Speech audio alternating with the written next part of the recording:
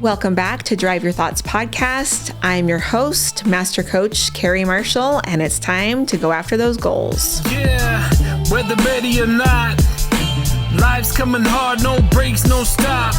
And if you put me on the spot, don't get it twisted, I never drop. If you feel a bit out of control and out the box, here's a way that you could drive your thoughts. Turn this podcast on, it's a lock. Carrie Marshall on the clock. Well, I'm so excited today to have Savvy Allen here on the podcast. Now, a little bit about Savvy. Savvy and I actually lived in the same neighborhood for a while, but now you're in Provo, so you moved on. But Savvy is the current Miss Pleasant Grove, Utah, and it has been such a pleasure to watch you serve our community for the past year. I mean, such an example to me, but I am so excited to have you here, Savvy. Thank you. I'm so excited to be here. So let's start off with being Miss Pleasant Grove for the past year. Tell me a little bit about what that experience has been like for you. It has truly been life-changing, I would say. And I think I was crowned and that was so fun and it was so exciting, but I didn't quite understand really what I was getting myself into in the best way possible. I was able to go to every single city event, meet with the city council, the mayor, all of those amazing people in our city that have been so influential, and now they're my friends. So that has been a huge part of it as well, but also being able to serve in that capacity and just bring our community together. In Pleasant Grove, we have such a great community already. We're so united, and that's something that I've loved to be a part of. As I've gone to all these city events, everyone loves each other and wants to be together and loves that community that we have. So that's been one of my favorite parts. And there's something so impactful about being part of a community and actually feeling that. And that's one thing that I have just been really impressed with this last year is how well you've brought the community together. So one of the things that you have done just amazing is going into grade schools and, scouting events or, these younger events with these kids and really talking to them about serving. And why was that important to you to talk to this younger generation? Yes, I love this younger generation, and I think what draws me to them is that I can relate so much to what they have been going through. And I think I'm still young and I'm still going through it myself, but I noticed a lack of self-esteem. And that is what really is bringing me to the children, is that I believe service helps your self-esteem. When you do good, you feel good. And I think it's so important that you learn that from a young age. And I was taught that from a young age, and I saw that change my life and alter it in lots of different ways. So I wanted to start there. I think that was the most important place for me to start, was with children who are eager to learn and eager to serve. So tell me a little bit about what that was like for you, because you said you grew up doing that. So how was service incorporated with your family? Yeah, so my mom had a stillborn baby when I was 8 years old, and that was obviously a very hard time for my family. He was full term, so we were really expecting him, and during that time it was hard to understand it being that little, really what that meant, and it was hard to see my mom in such a hard place, but she let herself feel that, and we grieved him, but we also learned to serve during that hard time. And we were also served and saw the impact of that.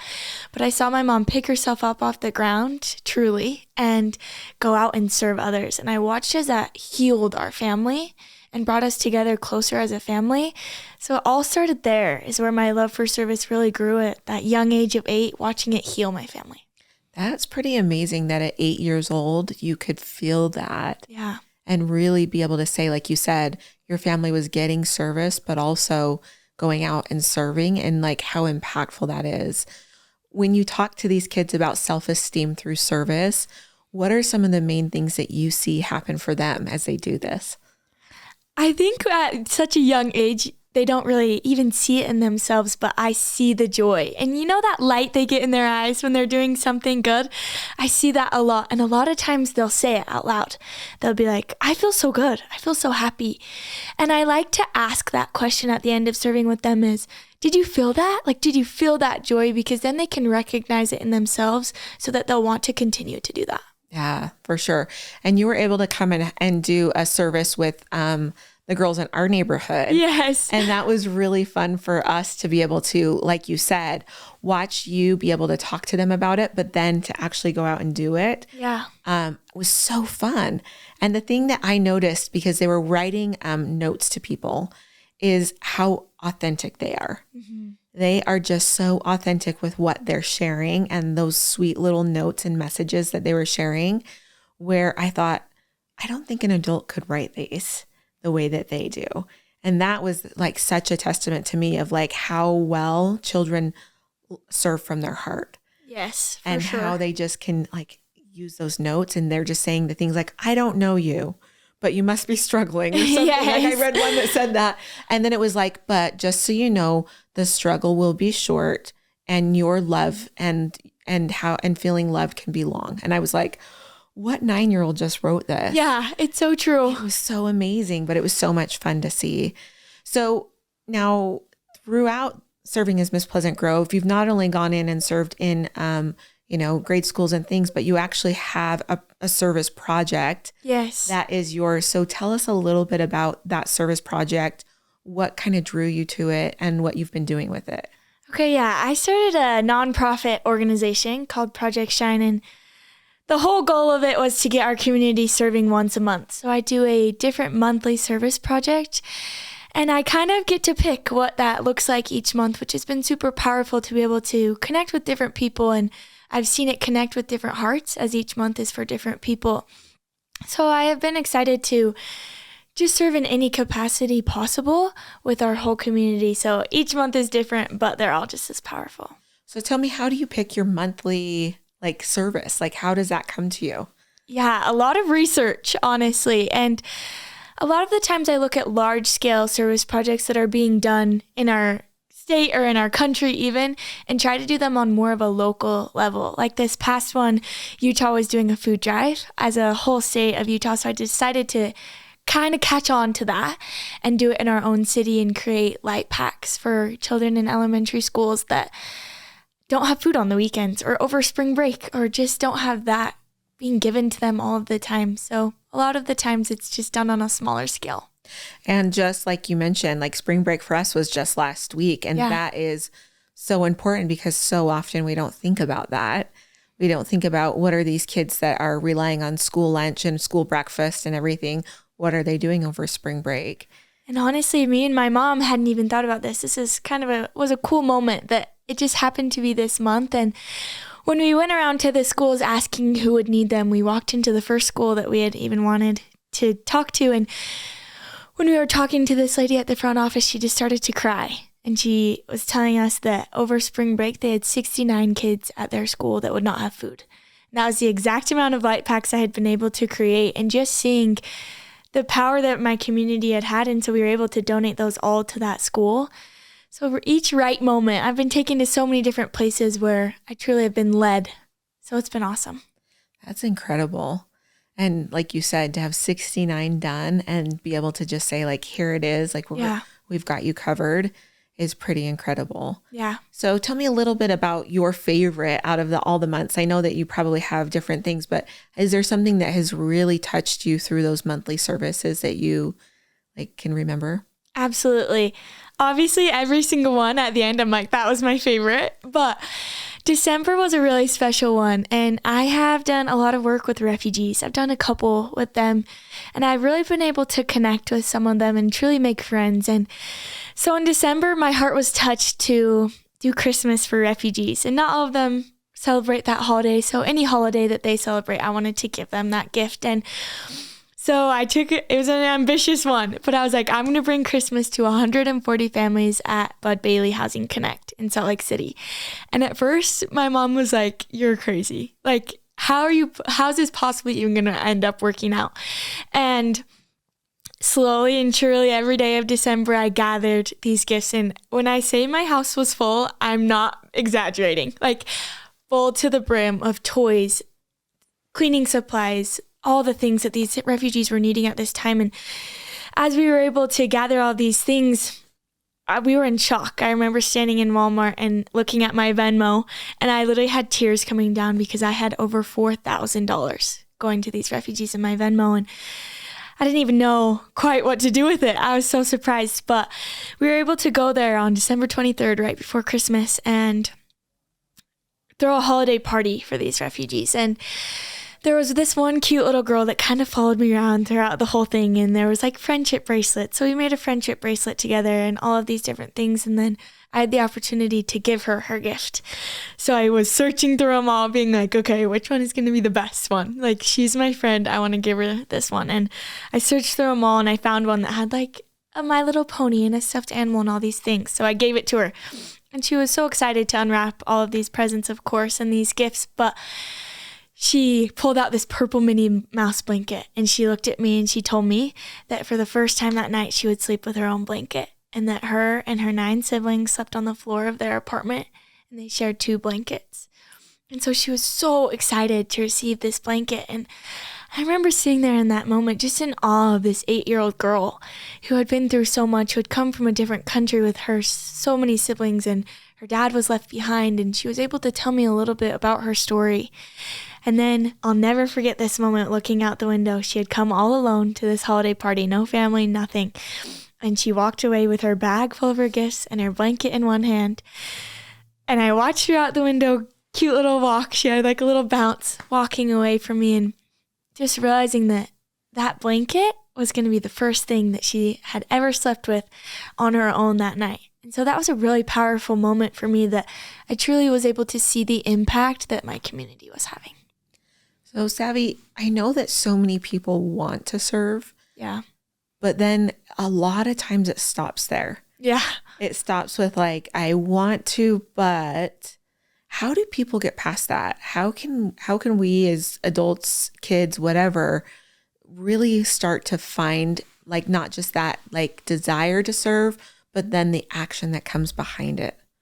Yeah, and I think that's a really hard thing. And that was part of why I started this nonprofit, because everyone wants to serve. I truly believe that. I truly believe in your heart, you want to do good and you want to help in any way possible. But there's not a lot of resources right now that are giving you that opportunity, unless you have a mom like mine that's giving you that opportunity. So that is kind of what I'm trying to do, is to get out the word of service projects. And that's why I'm doing it monthly, to give everyone an opportunity. But I think the desire comes from doing it. And at first you might not want to. I will be honest, there were days when I was younger and I was that 9-year-old girl that I was like, the last thing I want to do right now is get out of my bed and serve. But as I did, it changed my whole perspective on it. And as I really got out of those dark places that I had been in several times in my life and chose to serve, the happiness that came with it was worth it. So I started to do it more and more. It's almost like it's addicting in the best way possible. Right. Like, you feel that surge of endorphins and all of that happiness coming to you. And so I think if you get them out of bed once and get them serving in a really great opportunity, that will give them that desire. Well, and understanding that there's always resources. Yeah. Like I love following Project Shine on Instagram. Thank you. Because you're serving not only like, here's what we're doing, but it's always been like, here's your opportunity as well. Yeah. And I think that that's sometimes where another part where people get stuck is they see an opportunity, but then they almost check themselves out by saying like, well, I don't know Savvy, or, where do we meet, or what could, and so we start to kind of tell ourselves like, well, maybe it's not. And that's the other thing that I found with service is a great opportunity to meet people. Yeah. Because we're all coming together for the one one service a month or whatever. Yeah. But it's people that are genuinely have good hearts that are there to serve. And you can make some really amazing friends through service. Our family actually had one of our really dear friends that we met through a service project. Yeah. And she lived in Haiti with her mom. And my dad was there doing dentistry for free in their village. I think they were actually helping. And her mom told her, you go and get to know him, Dr. Brett, because he's going to be important to us. Yeah. And so we made friends with her whole family. But tragically, her mom died in the earthquake. And she was here going to school and staying with my parents at the time. But it was interesting how we looked at that service opportunity that we have Farah in our lives because of that, because we've made these lifelong friendships through service. And so as she lost her mom, her younger brother was trying to move here and we were able to help with that, but it all came through one opportunity to serve in a community that we didn't know, but the impact has been lifelong for all of us. Yeah. And I think that that is so powerful. I think that we miss the opportunity to make lifelong connections when we aren't serving. I agree. And I've totally seen that too. That is another benefit that I honestly didn't expect to, because I was so focused on self-esteem and what that had done for me, but it definitely increases your ability to connect. And in those moments where you're in the hardest places, or you're in with the refugees serving, or with the homeless people, you're really able to connect on and like bond through that service that you're doing for someone else. Yeah, for sure. And I think that that's so important, is that we're missing connection a lot. Yeah. And that I see that with, kind of teenagers and 20 somethings that are really busy. And that's right where you're at. I mean, we were just talking before we started recording.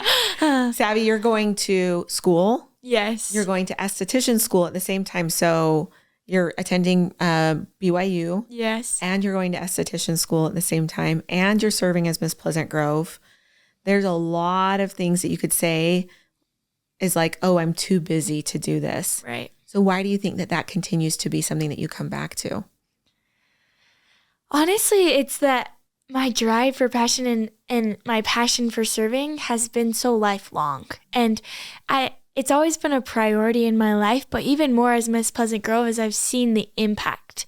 It has become even stronger in me that every day I want to serve in any way possible. And as I've seen what it's done for me, and as I've seen what it's done for the children in my community and for my cute refugee friend, I think that's what keeps me going, is I'm like, it's making an impact. There's a larger good in this world than just focusing so much on myself.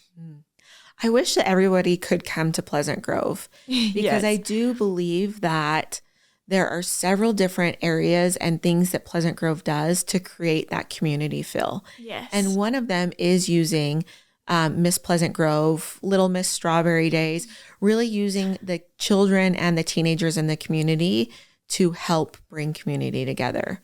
Totally. And I think that that sometimes is missing, because I do know that I've seen, other people serve on, Miss whatever their town is. Yes, yeah. And it's like, well, what do you do? And they're like, well, I got my crown and I stood for pictures, during the parade.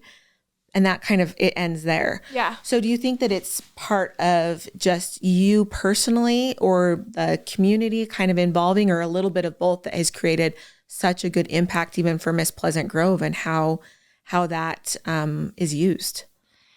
Yes, I think it's a little bit of both. Our city council is truly amazing, and the Miss Pleasant Grove organization is really specific about how they want it to be run and how they want it to be done.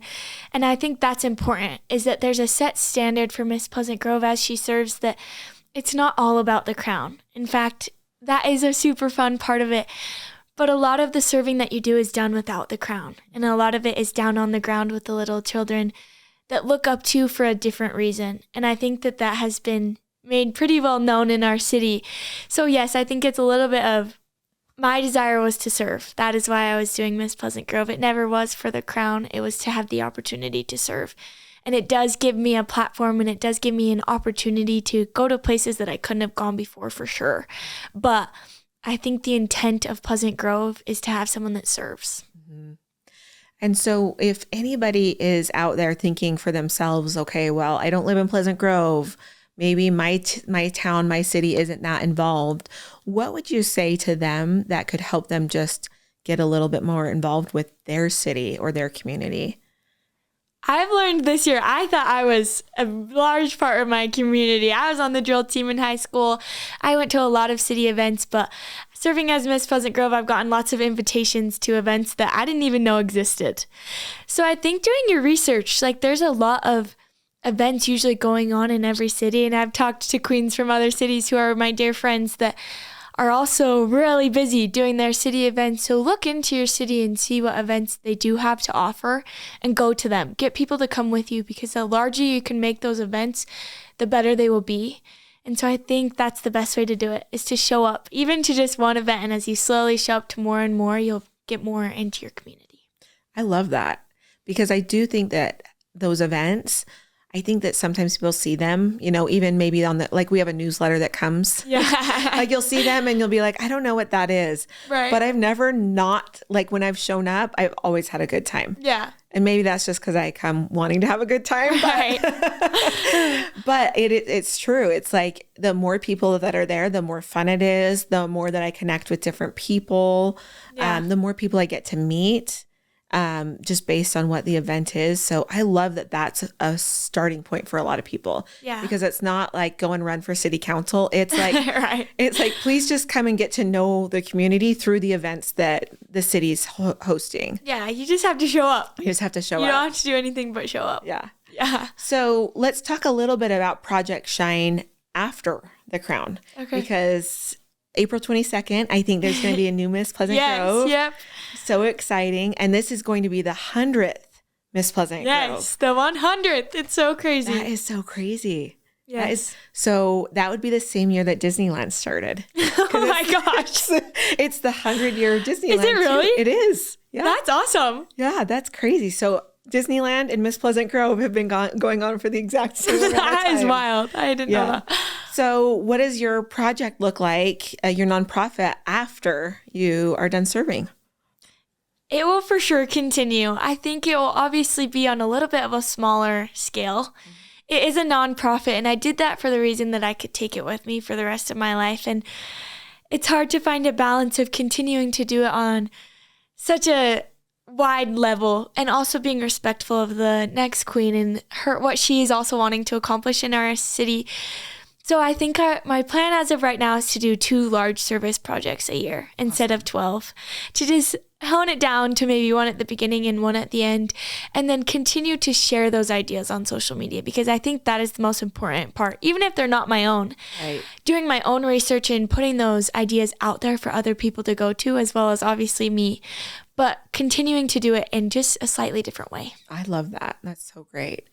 So what has been probably the biggest challenge being Miss Pleasant Grove this past year? For me, probably just managing my time.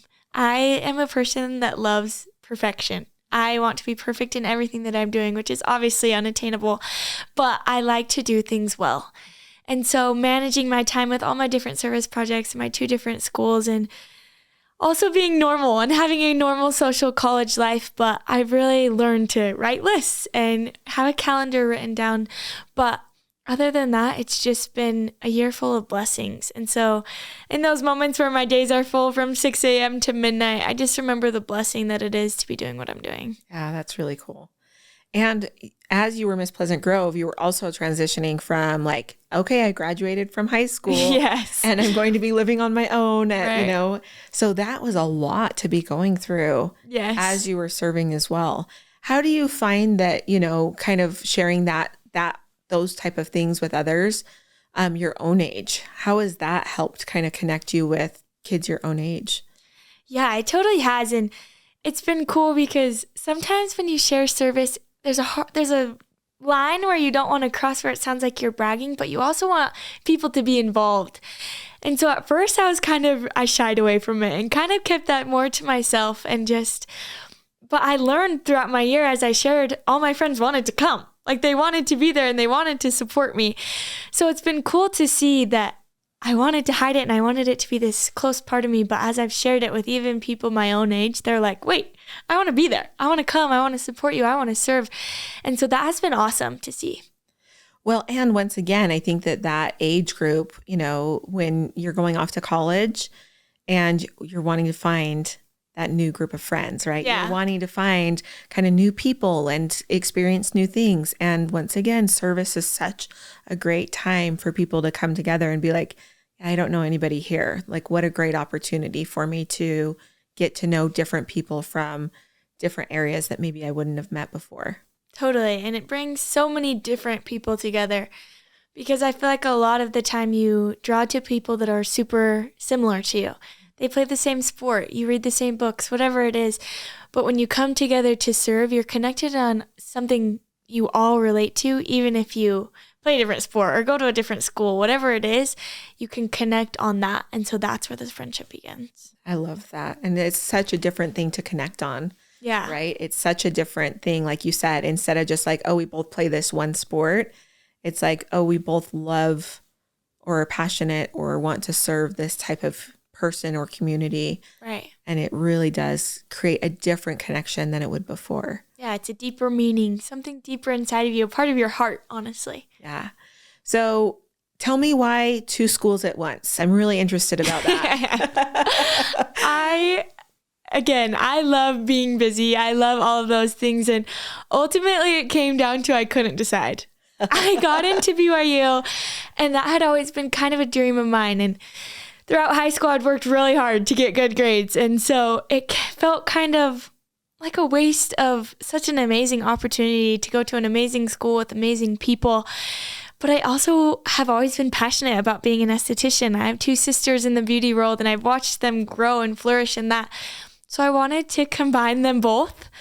And yes, it has been busy, and yes, it has been crazy, but I seriously wouldn't change a thing. I've met friends in both situations. I've had opportunities that are completely different in both situations, and I seriously couldn't imagine my life without both of them. That's so fun. Yes. I'm all about going all in. So anytime I see somebody that's like all in with it, they're like, yeah, I'm like, I love it. Yes. I want to know more. Yes, I've loved it. It's been the most amazing opportunity at both schools. That's so fun. So one of the things that I see a lot of 20-year-olds dealing with is being really lonely. Yeah.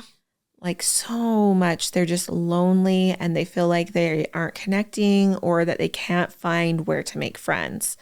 So oftentimes people will pull back and just say like, oh, I can't. But what would you say to somebody 20 or 40 even, like who's feeling lonely and like they just can't connect right now? And I will say I have felt that. Moving out to college, you go from spending a lot of time with your family and a lot of time in that situation to spending a lot of time alone, a lot of the time in your apartment or in your car alone. And one thing I would say, first of all, is it's okay to be alone. It's okay to love yourself. It's okay to take yourself out on a date. And that's something I've had to learn this year. With a lot of my friends going to different colleges and things, I've lost a lot of that time with them. And I've learned to love being alone. Even, it's not always, obviously, it's important to have friends, but learn to love spending that time with yourself and find things that you truly love enjoying doing alone. Reading a book, hiking.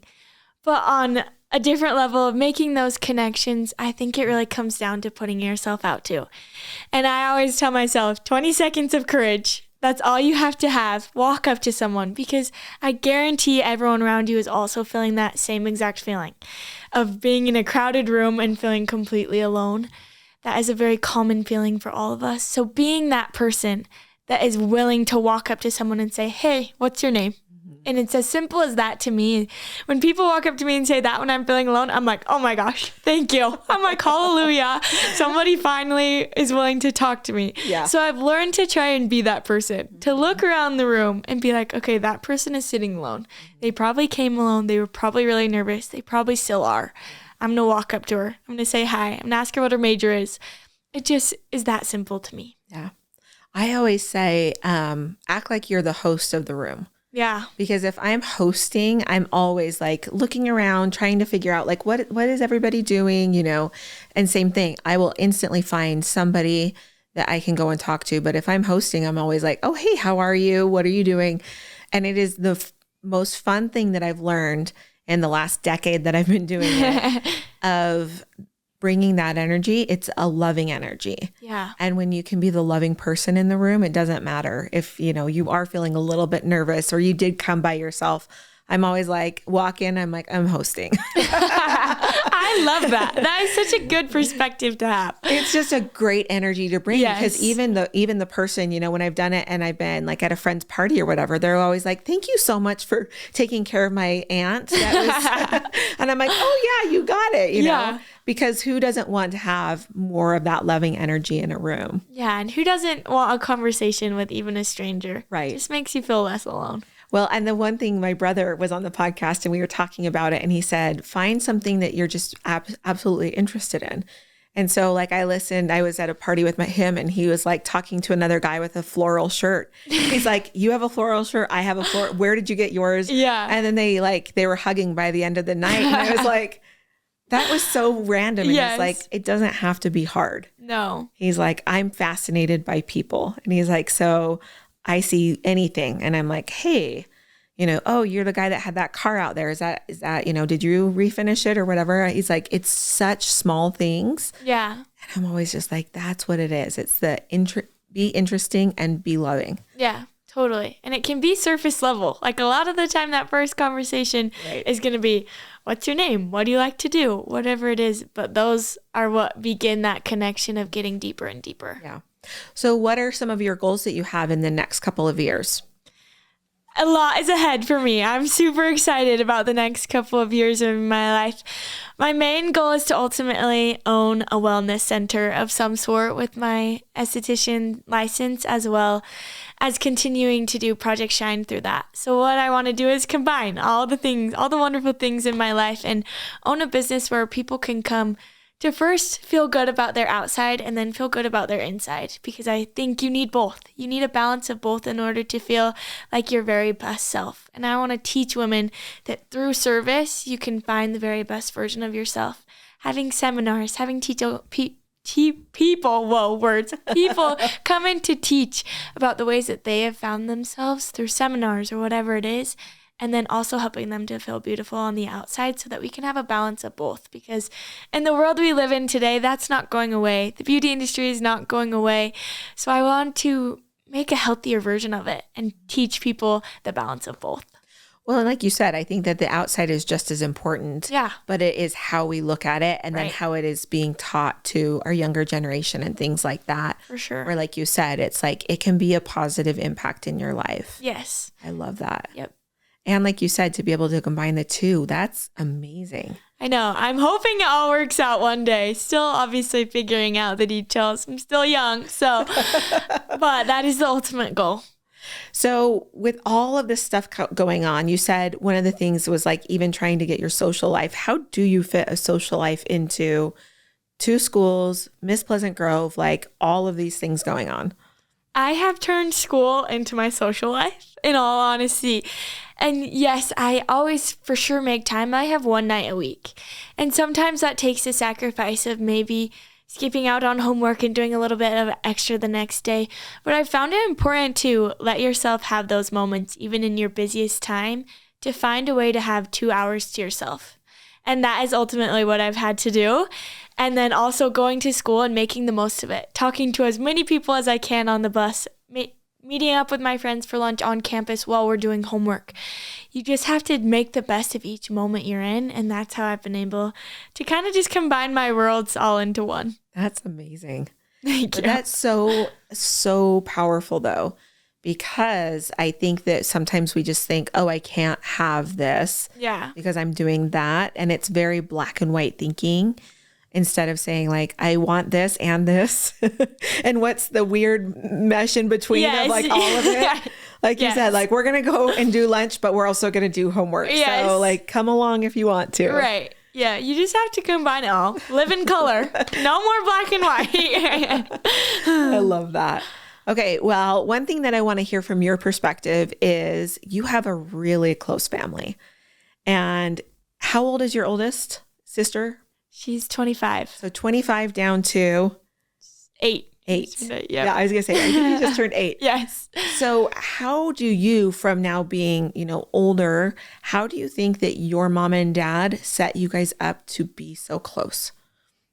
That's a very good question. And I think a lot of it was being forced to spend time together at first. And that sounds bad. No, that's definitely what happened with our family as well. So I love that you said like forced hanging out, because that's absolutely what we did too. And like even now, my sisters will look back and we like shared a room. So obviously that came with fights and all of the things. And now they're both my very best friends. So a lot of it came down to, as you get older, those relationships really flourish. But a lot of it has been that taking the time to sit down and have hard conversations with each other and getting to know each other on that deeper level, even though it's a little awkward. Ask them about their new boyfriend. Ask them about the dance they went to. Or even like my little brother, Austin, asking him about school. What's his favorite subject? Starting with a really small relationship and then really putting in the effort to spend time together as we're older. And I've taken that responsibility on. As I was the oldest in my house for a while, I really wanted my siblings to know that I was there for them and that we all were going through this together. We've all been through those really hard junior high school years, and I want to be there for them through it.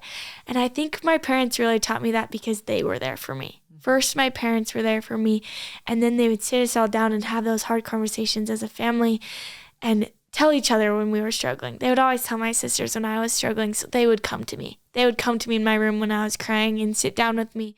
So first it was my parents, but then they gave that to my siblings and gave them that opportunity to come and connect with me through those hard times. I love that. That's, I think that that's important as a family. Yeah. Is understanding that it isn't just mom and dad that are there. Yeah. Because I know for me, it was like my brothers. I have 2 older brothers, and it was like having them come when it was a really hard night or, really struggling in college. Yeah. And they were, serving LDS missions. And we had to write back then. Yes. Oh my gosh. But it was like even that of like writing a letter one week. And then, most of the time it would be solved by the next week. But seeing that my brother would take time to like write me back and be like, I'm so sorry you're struggling. Yeah. Here's how I can help you even as I'm not there for, physically. Totally. But I love the forced hangout because here in Utah, one place that a lot of people go to vacation is Lake Powell. Yeah. And for us, it was always our family, and we would be allowed to bring one friend. And so, but it was being able to be on a boat all day, yeah, going and doing all these different activities. But it was my parents were the ones that were like, hey, when your brother gets up on the wakeboard, we all cheer. Yeah. And, when your sister's struggling to get up on the wakeboard, when she gets in the, we all say like, you did good, or cheering each other on or whatever, encouraging each other. Yeah. But I do think that having specific time where it is just your family even is so important. Because it is that time that you can really connect. Yeah. My nieces were just telling me this last week that they have, my one niece is 18 and then her sister is 13, 14. But they were saying our parents pay for us to go out on a date together. Cute. Yeah, it's so cute. That is so But they cute. used to do it once a month, and now they're doing it like twice a month. And my oldest niece was just like, she's like, I'm going to move soon. And she's like, we're not going to have this. And so she's like, the best thing that we've done is go on dates together. Yeah. And she's like, we didn't used to get along like we did now, but she's like, these dates have meant the most to us. And I could really see it as we spent time together. So, you have to be intentional about relationships. Yes, for sure. Especially with family, when you already spend so much time with them. Sometimes I feel like we just like check the box. Right. How's your day? Good. Yeah. But really taking the time to ask deeper questions and taking the time away from your friends, which in high school is hard, but away from that to make them feel important and like they are a priority in your life. Yeah, for sure. So what would you say to the new Miss Pleasant Grove? She's out there. She's out there. Yes, she's getting ready. What would you say are some of the things that helped you have a really successful reign the last year?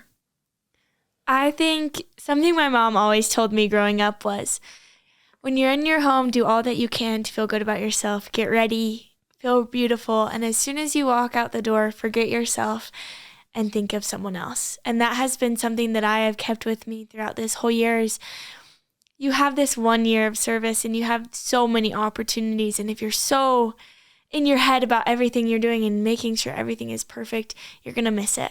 You're going to miss those opportunities. And so I've taken that to heart. But another thing I did was the night I was crowned, even though I got home really late and the next day was Easter, all of these things, I took the time to sit down and write down my goals and exactly how I wanted my year to look as Miss Pleasant Grove, because I was going to start the next day. That was the most important thing to me. And one of the goals that I wrote down was to look for the one in every single situation that I was in. And this goal has really stuck with me throughout this year, and at every single thing that I do, I make sure to find that one child or that one person that needs that little bit of extra love.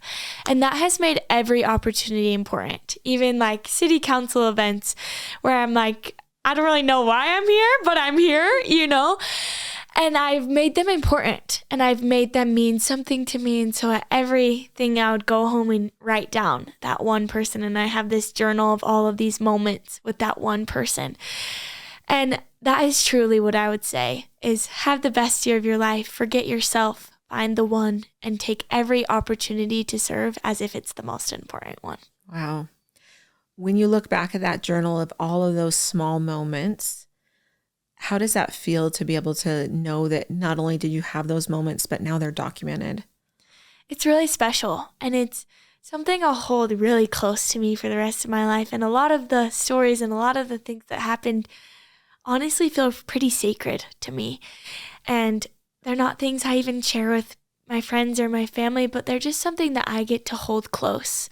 And I'm so grateful I documented them, because a lot of the times, like, I was looking through some of my first couple of ones and I was like, oh my gosh, I didn't even remember this happened now, because it's small and simple things, obviously. But now looking back, I have the opportunity for the rest of my life to look at these years, and even for like my kids one day, all of those stories I'll have to tell because I have them written down. Yeah. And, you know, journaling is so important, and you can do it so many different ways. Yeah. You know, I have one friend that does video like for his kids, and he saves them in a little file, and he's like, one day they'll look at these or whatever. And I'm like, that's a pretty cool way of journaling. Yeah, you know, totally. Great way of just like sharing like an opportunity or a memory or whatever, an experience that you had. And so really for yourself, you know, finding how do you want to document what's going on in your life? Yeah. And I'm sure his kids will cherish those forever. And I'll cherish my little notebook forever as well. That's so cool. All right. So you're going to be a master esthetician. Yes. Own your own business. Yes. So excited for you. I am so excited. I'm so excited for what the future holds for me. Hopefully lots of good. Well, I'm pretty sure it will be good, because that's what you always have put out in the world, is a lot of good. Thank you. So last thing, if you could have one goal of yours accomplished, what would it be? Ooh, that's a good one. I know for a high achiever, it's like, yes, can't I have all? I'm like, can I have them all achieved, actually? I think the one that I am really hoping to achieve is to continue this nonprofit and to never forget the power of service. And if I could achieve one goal for the rest of my life, is that I want to keep that. I want to keep those memories, and I want to hold that. And sometimes that's hard. And my mom always says to me, never forget, like, never let this turn you astray, because it has changed me. Before this experience started, I was confident, but I wasn't even close to who I am today. And it has changed me, and I want to continue to change and to continue to grow and love myself always, but want more for myself. So if I had one goal, it would be two. That's how I would say it, is to continue Project Shine and to keep service as the most important thing in my life always. That's awesome. Okay, so quickly, I want to share a service that has meant a lot to me, and I want you to think of a service that has meant a lot to you. And that someone did for me? Or that I did. Okay. Either one. Okay. Either one. Perfect. I think that because this whole thing has been about service, I just really want to share a couple of stories, and then we'll just kind of end. But when we lived in Orem, and I was serving in our church, and I got to serve with the teenagers. So Fun. I got to serve with the girls, and I had a group of about 20 girls. And on top of that, we had this entire group of probably 50. And I had this thought that I should make each of one a quilt. Oh, wow. Now, there's different types of quilts, right? You can like get the fleece and you can like tie it. But I had this thought, because I was quilting at the time, that I needed to do pieced quilts for each of them. Oh my gosh. So I was thinking, well, I'll just do it for my group. But I kept thinking that it needed to be more than just this one, you know, the 15 to 16-year-old girls. And I was like, okay, I actually need to do all of them. And so I was like, wow, that's a lot. I had little kids at home. Yeah. It felt like, and when I kept having that thought, like, I need to do this. But I kept having the thought, like, that's too hard. That's a lot of money. When am I going to do this? But I decided that I was going to commit to the service of it, and that I was just going to stop all of the, you know, negative self And just like, I was like, where it's not even an option anymore. Yes. So I started making these quilts, and the most interesting thing happened. The first thing was I started to get these little thoughts and intuition about color combinations, which was weird for quilting. Yes. I was like, these need to go together. And I'm like, those don't go together and they don't look good. But I was like, whatever. But then I get these intuition of like, this girl needs a quilt today. And just so happens I have one, and just so happens that it's this. So I'd take it over and she'd tell me, these are my favorite colors. I love neon yellow and blue and puce green. And I was like, here's your quilt. And she'd say, this is exactly what these colors. So as I kept giving all of these girls quilts, I was blown away by, number one, how guided I was to make a certain quilt for a girl. Number two, the timing of it, where I would show up with a quilt and somebody would say, oh, so-and-so and so-and-so got a quilt from you. And I was just hoping. And today was the worst day at school. And so and to have you come and bring me a quilt. And it was so cool. Yeah. And the power of service through connection. And service is hard sometimes. Making those quilts was hard. Yeah, I'm sure. But the most amazing thing was I had stopped serving. I got called somewhere else, and they sent me a picture at girls' camp, and they had all brought their quilts. Oh my gosh. And it was like the coolest experience to see all these girls all holding their quilts up. And what it said was, you've changed our heart one stitch at a time. And that's a lot of stitches. That is the sweetest thing. But it was really cool because I remember those really hard nights where I had just had like sick kids, or it'd been a really long day, and I'd be sitting there like sewing these quilts and being like, this is for the girls, and just trying to stay positive, because sometimes service is hard. Yeah.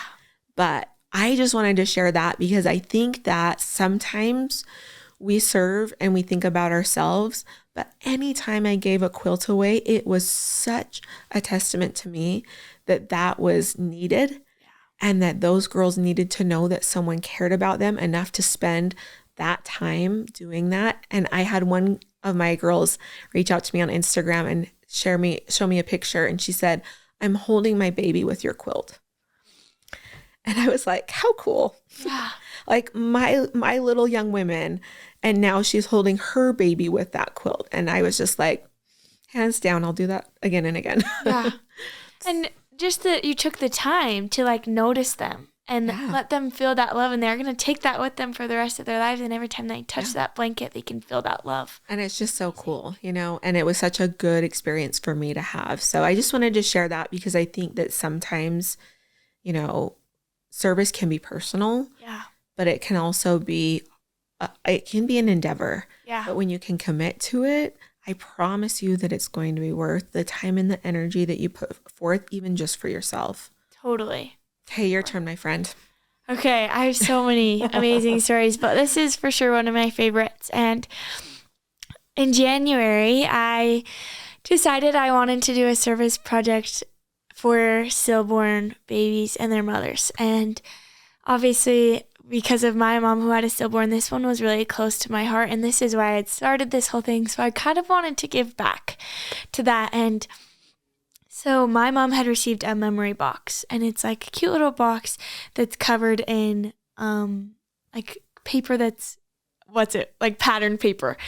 And it says always in our hearts on the top of it. And it meant a lot to her, and she still has it today with these hospital bands and things.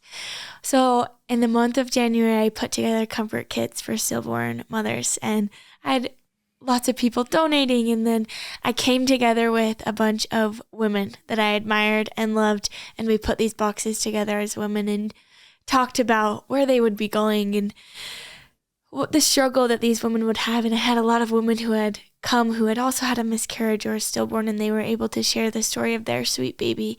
So that was really powerful. And once they were all put together and feeling the love of each woman and each one, and then I had to decide which hospitals to take them to. And this is always the hardest part for me, is deciding who gets to feel this joy, because there's so many people that need it. So I put a lot of thought into it. And in the end, what the impression I had been given, and what I had decided was to take it to 2 different hospitals. And I showed up to the first one, and nothing special really happened. I didn't feel connected, but I knew that these would be going to women, and the nurses were grateful. But at first I was like, what if I took it to the wrong place? Like, what if? And I found out later that it was in the right place. But when I went to the second hospital, we showed up and we had these bags in our hands, and it was me and my mom and some of the sweet young women who are my Project Shine ambassadors. And we walked up there and we were handing them to the nurses, and the nurse looked at me with just tears in her eyes, and I didn't really understand why until she said to me, we have a mother leaving in the next 30 minutes who is going to leave with her hands completely empty, with no baby, and she was completely heartbroken. She was like, and now at least she gets to take home this box of this memory. And I'll never forget standing there in this with my mom, who had tears coming down, realizing the struggle this woman was going through and having compassion because she had also been through it. And we got to stand there and watch this nurse walk into this room with this bag full of hope and joy and a little bit of just remembrance. And she walked in there and gave it to this mother, and we watched her, and then we watched her walk out. And I'll never forget the feeling I had, and thinking about my goal of the one that I had set, and that mother was the one. And that even if that box had only gone to that mother, that it would have been good enough for me. And the watching as that nurse felt so much love for this woman who had just gone through possibly the hardest thing you can go through. And bringing that little ray of sunshine, hopefully, into her life. And I never met that woman, and I don't know of her story, but I love to think about her carrying that home instead of leaving with empty arms. Thank you for sharing that, Savvy. Of course. I am so excited to see what you have done or what you're going to do in the next several years. Thank you so much for serving our community. It has been such a joy to watch you serve, and it has touched my heart, and I'm so proud of you. Thank you so much. That means so much to me. I love you. I love you too. You're the best. Thank you. All right. And if anybody wants to catch up with Savvy, you can catch her on Project Shine on Instagram. It's a really great way to connect. And I want to really tell everyone, go and follow, because you will get inspired on how you can serve in your own communities. Yes, I would love to have you. Please come follow me. All right. And we'll catch you next time on Drive Your Thoughts Coaching. Bye. Bye. Thank you. Thanks for listening to this podcast episode. If you're ready to get in the driver's seat of your own life, you can come and follow me at Drive Your Thoughts Coaching on Instagram, or come and see more ways to work with me at driveyourthoughts.com. Yeah, whether ready or not, life's coming hard, no breaks, no stop. And if you put me on the spot, don't get it twisted, I never drop. If you feel a bit out of control and out the box, here's a way that you could drive your thoughts. Turn this podcast on, it's a lock. Carrie Marshall on the clock.